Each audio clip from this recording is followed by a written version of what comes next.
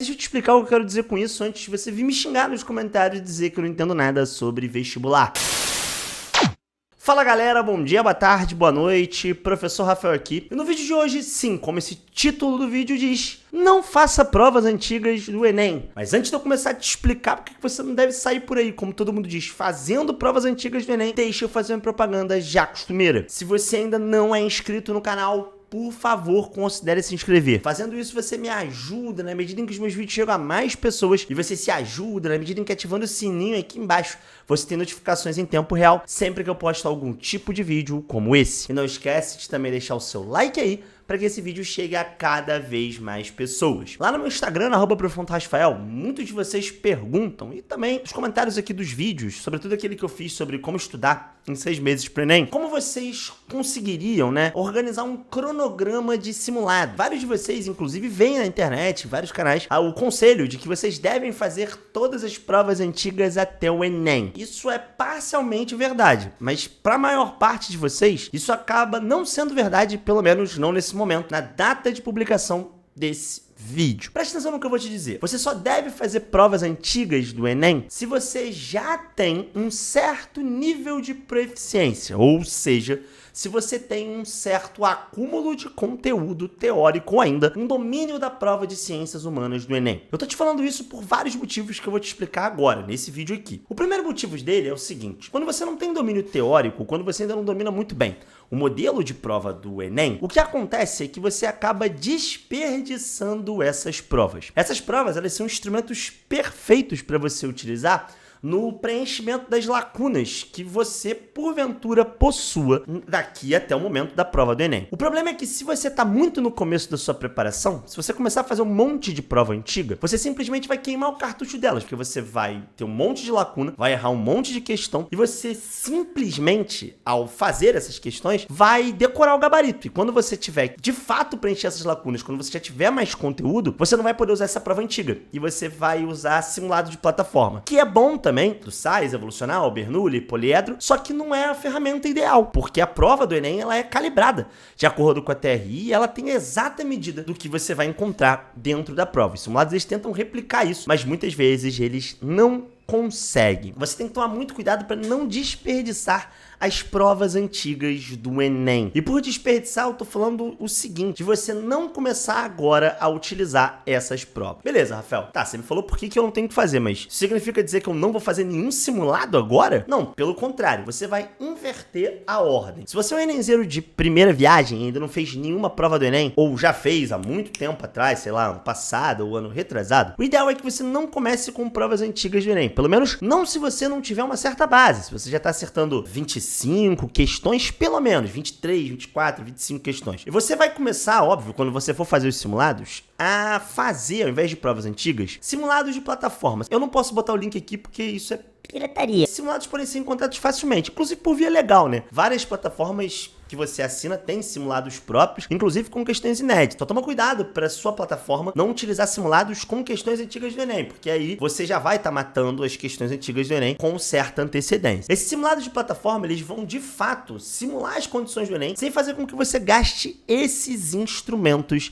de avaliação. Especificamente, sem que você gaste as provas mais recentes. Se você pegar a prova de 2022 para fazer agora, sem base nenhuma, você vai desperdiçar um instrumento ótimo de avaliação. Não só porque essa prova é a mais próxima do que a gente tem, do que será o Enem de 2023, que vai seguir o mesmo modelo, de acordo com o edital. Até publiquei um vídeo, vou deixar ele aqui em cima no card. Mas também porque essas provas, elas têm os microdados detalhados. Então, por exemplo, você pode, se você for lá no meu perfil, você vai ter acesso a isso, não só saber, quais são as questões que costumam cair, quais são as lacunas que você tem, a partir de um exercício de correção aprofundada do simulado, mas você pode saber qual questão é uma questão difícil e qual questão é uma questão fácil. Nesse sentido, quando você, sei lá, errar 15 questões, se você pegar as questões e dividir elas entre fáceis, médias e difíceis, você vai saber o que é mais prioritário, que são as questões mais fáceis que você está errando, para você revisitar, para você revisar o conteúdo, e o que é menos prioritário, ou seja, as questões mais difíceis e que valem menos, de acordo com o TRI. O Enem de 2021, o Enem de 2022, isso tá lá no meu perfil do Instagram, ele obviamente tem, essas informações. Então você tem que fazer essas provas muito próximo do Enem, faltando 2 meses, para que você já na revisão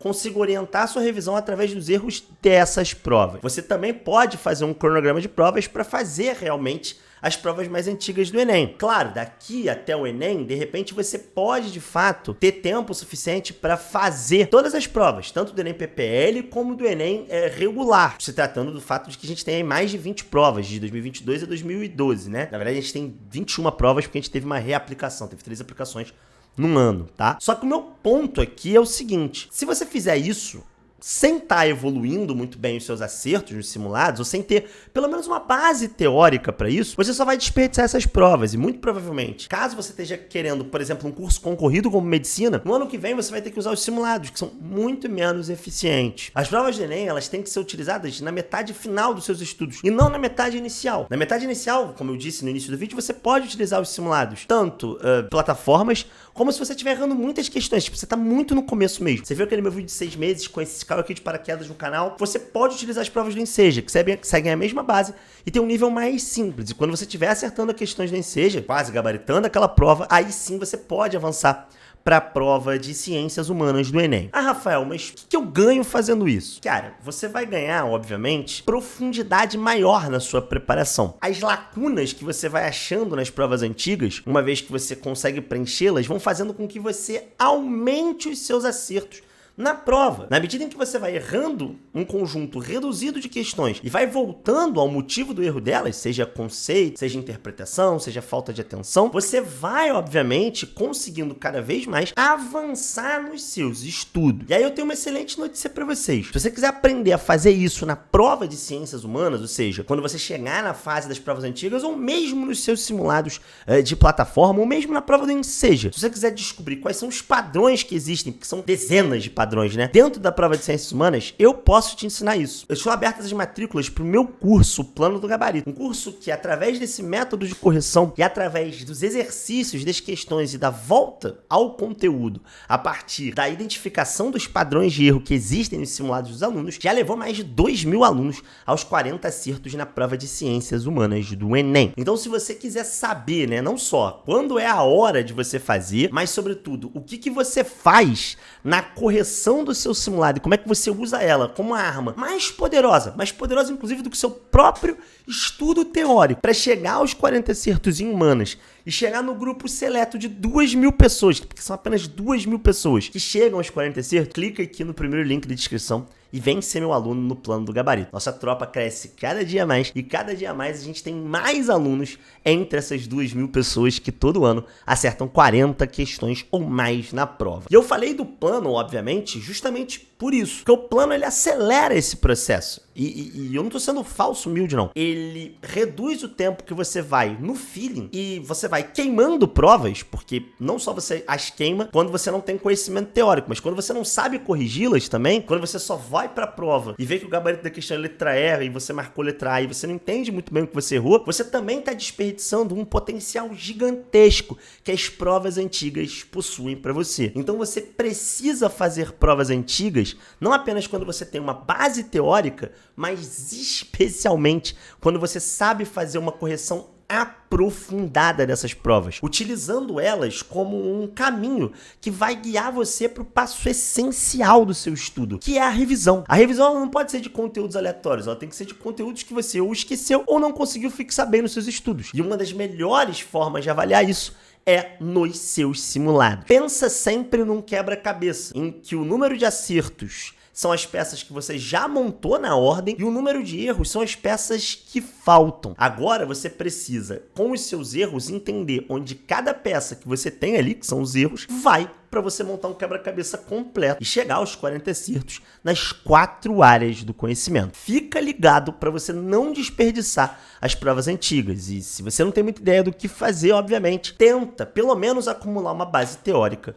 para que você não desperdice essa ferramenta poderosíssima que são as provas antigas do Enem. Bom, galera, esse foi o nosso vídeo sobre você não fazer, ou na verdade, você fazer com consciência, né, no momento certo, provas antigas do Enem. Eu espero que vocês tenham gostado. Caso você tenha gostado, deixe seu like aí. E não esquece de também compartilhar esse vídeo com aquele seu amiguinho que tá perdidão e tá fazendo simulado e prova antiga atrás de prova antiga, mas sem corrigir de forma aprofundada. aprofundada. E se você continua perdido nos estudos aí, esse vídeo foi meio uma coisa delirante pra você, clica nesse vídeo aqui do lado, em que eu vou te ensinar como é que você vai usar os próximos 6 meses, daqui até a data do Enem, para conseguir organizar uma rotina de estudos completamente eficaz. Então é isso, galera. Um forte abraço para vocês e até a próxima.